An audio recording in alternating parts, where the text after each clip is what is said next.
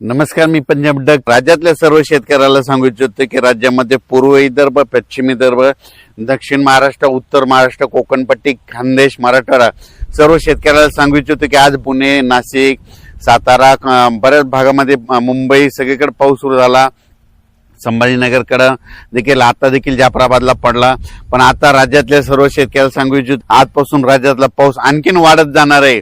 22ला 23, 24, 25 असं करत करत 5 जुलैपर्यंत सगळ्या राज्यभर पाऊस पडणार आहे आणि सगळ्या राज्यातल्या सर्व शेतकऱ्याच्या पेरण्या होणार आहेत. म्हणून हा अंदाज सर्वप्रथम शेतकऱ्यांनी लक्षात घ्यायचा.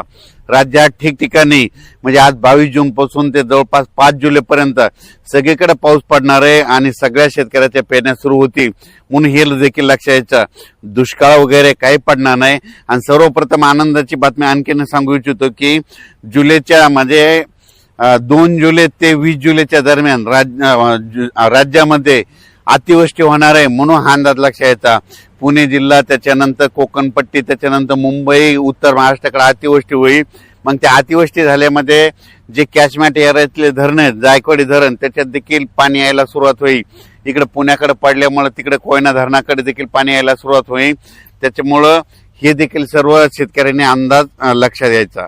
तर तुम्हाला सांगू इच्छितो आज लगेच काय होणार, सगळीकडे महाराष्ट्रामध्ये काय होणार, पश्चिम महाराष्ट्र, कोकणपट्टी, त्याच्यानंतर इकडे मराठवाड्याकडे देखील येणार आहे, विदर्भाकडे देखील येणार आहे. म्हणजे जवळपास आज बराच भाग जवळपास व्यापून टाकणार आहे. म्हणून हा अंदाज लक्षात घ्यायचा.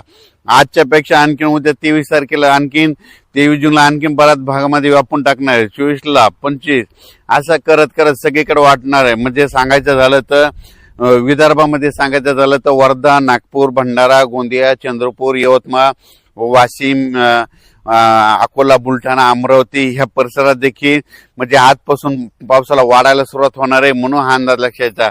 विदर्भात मात्र 23, 24, 25, 26, 27च्या दरम्यान चांगला पाऊस बरसणार आहे आणि त्या शेतकऱ्याचे देखील पेरणी होणार आहे. म्हणून विदर्भातल्या 11 जिल्ह्यातल्या शेतकऱ्यांनी हा अंदाज लक्षात घ्यायचा.